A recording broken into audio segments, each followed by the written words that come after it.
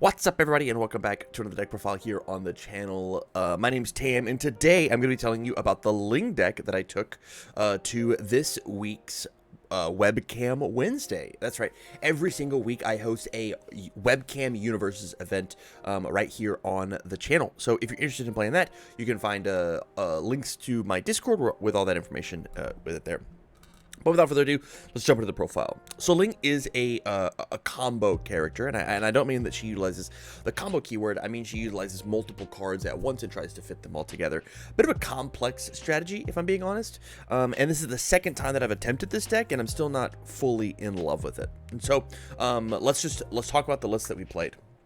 So the crazy thing about the list, and I'm gonna start off with the interesting part is we're actually running the blank foundation or blank attack package inside of Ling. So here is Dragon Impact as a card, right? Let me try and get this nice and easy. This Dragon Impact as a card, and its entire job is to be a mini version of Ling. Instead of clearing 2 cards, draw a card, it clears 1 card and draws an attack card. And so the goal here is I play an attack, I play Impact, I use Impact and pick it up. I then play that attack back out. I play a third attack that's a different block zone. I clear 2 of them, I redraw. And so this card just turns my 3 attack hands into possibly 5 attack hands using Ling. All in all, my issue with the card is the best piece to pick up is just Dragon Strike, which just shares a mid block with Dragon Impact. This card's great. This card's super good on offense. It's super good on defense. There was a point inside of our game, speaking of defense, that I almost got to use her once per turn on defense, where I blocked with a mid, I blocked with a high, and I failed my check by 1 to block with a low. And then on the 4th attack, Ling could clear the cards and then redraw. It was almost there. But this card's great. I wouldn't recommend cutting it down, even like a regular Ling deck, right? If you're under the all or life symbol, I really think that you should be playing this guy as one of your mids options. And then from here, we have Dragon Crash as our low block option. 3 low for 6, 3 low for 7 at minimum with Ling. It's just the low block version that I want to pick up with this guy. And then we had Dragon Dive as our last one. Again, it's the high block option. And so like the best hand that we could possibly draw to like get the gas going probably looks something like this. So we like play a move, this one gets 2 stats, I pick this one up, we play a move, this one gets 3 stats, we clear both of these and then redraw. Like this was the game plan for the entire deck. Like this was the main tactic that we had. But I felt that it was so almost impossibly hard to get off. But this is just the other 4 diff that we do it. Now, to round off our edges just a little bit, so we had double hand axe swing as another blank 5 diff opener that was a 1 low block to then be able to be picked up with Dragon Impact. It's fine. It's fine. And then we had on the other end, we had Air Force Blast. So we had 6 highs, 6 lows, and 8 mids. And I actually think that we were supposed to, when we, I'll bring these back on the screen. When we had these guys, there were just supposed to be 1 more of each of them. And in the 11th hour before it, I cut them. I felt like I was going to be fine when it came to attacks, but I think 7-8-7 is probably the ratio that I should have gone with. But all in all, like this card I drew and was relevant. I don't think I ever drew and played my hand axe swing at all during the event. And so like these are like nothing to write home about. They're just stat sticks. They're just there to try and help facilitate using Ling's once per turn. Now, I built this list under the life symbol because previously I had made an all build and I just wanted to see what the life symbol could do. And so let's now talk about the foundations. No actions, no assets. I decided that it was just more important for me to build out foundations so that I could find the hand as a 7-hander and try and use Ling's ability, because the entire goal was like, how easy is this to get off when I've got the repeating stuff, and the answer was kind of tough. First foundation we have is just Dragon Power. Is part of the reason that I liked the idea of this blank foundation idea is because she takes care of the damage. This takes care of your speed.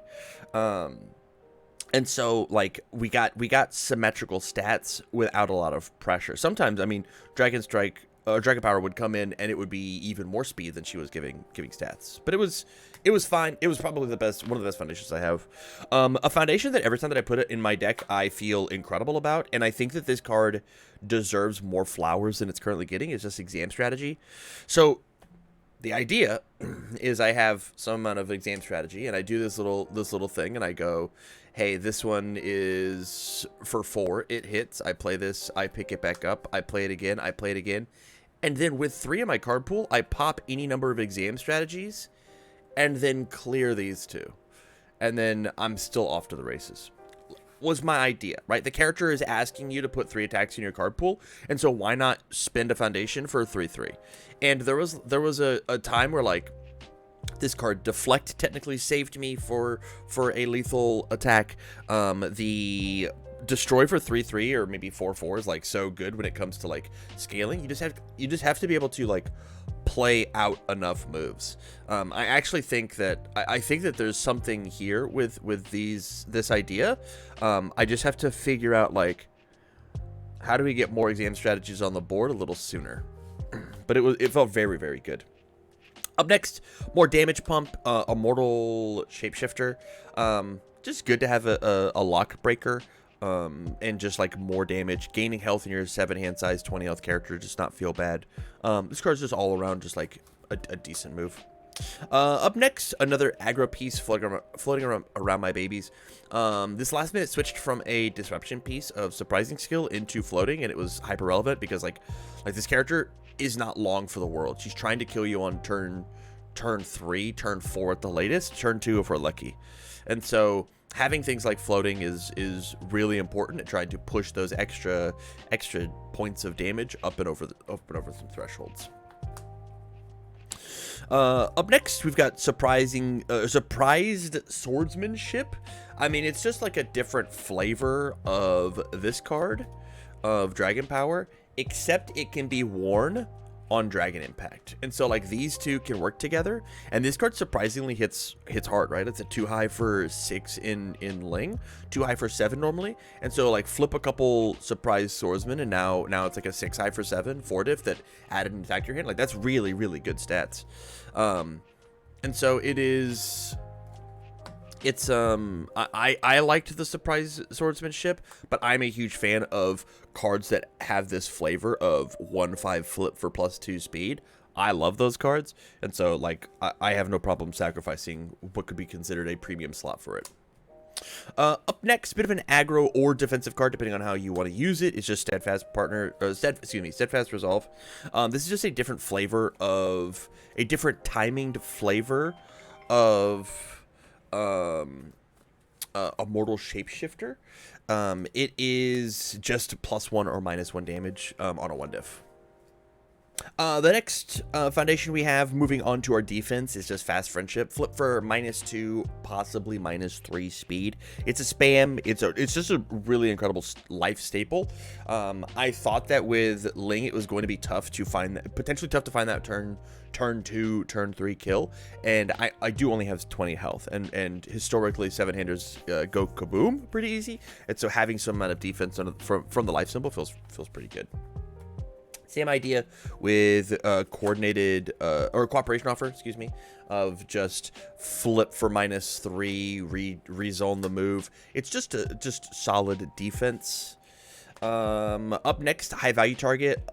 It's just like an extra copy of this card is -2 speed or minus whatever, but because it counts for 2 counts as 2 foundations for blocking, as well as if they just try to destroy something important, I can flip. Before this would be just for dual effect, destroy this instead. So I can save targeted destruction or mass destruction with high value. And then next, we've got the number 10 Pro Hero, a bit of a flow card, 061 high block. It's just here for decent stats. The 6 check is just good. We don't get any extra benefit out of it, just like Syndicate Target, 060 low block. This was part of the strategy for on defense, being able to, like, I tried to block with mid block and then high block, and then I almost blocked with the low block, but my check was off by 1 or 2. And so yeah, these are just very good. Another reason like we want to play the life symbol. Last flow card we have is just Mission Perseverance. Again, we're looking to try and find a 3-card combo for Ling to work. And so once I've stolen a momentum, and let's say that I only have 2 pieces of the pie, right? I've only got 2 block zones. I can Perseverance and go find the last piece, and to just like make the string happen. Never was relevant. Anytime that I got this card on the board, I died. so maybe a little more defense, we can make it happen. Onto some disruption. We've got Keiko's Aid. It's a 3 of, hey, please, when I block, I ask you politely to please stop attacking me with just a flip, which is good. It is good. I feel like Keiko's Aid has been falling out of favor, in my opinion, in the last few in the last meta game, but I think as a 7-hand size life character, you almost have to have this card in some shape or form. Up next, we've got Double Incredible Display. This card is just at combo canceling. If they have any way to interact with your pieces by like putting cards in your card pool or whatever at response speed, this card just cancels it. It also feels very good under the life symbol to have access to these 2 block cards and being allowed to rebuy them, which feels good. Last 2 cards, we've got 1 Vast Strength to take care of non-keyword abilities on attacks, and then we have Masho Concealment to take care of any pesky Foundation enhances. All in all, I think that as your very first, if Ling is your favorite character and you're not looking to break the bank and play Ling, I think that this deck will suffice for you. I think that there is nothing relatively special about what's going on in this list. I think this list is not doing anything so extraordinarily awesome or interesting or fun that like this is the definitive life version.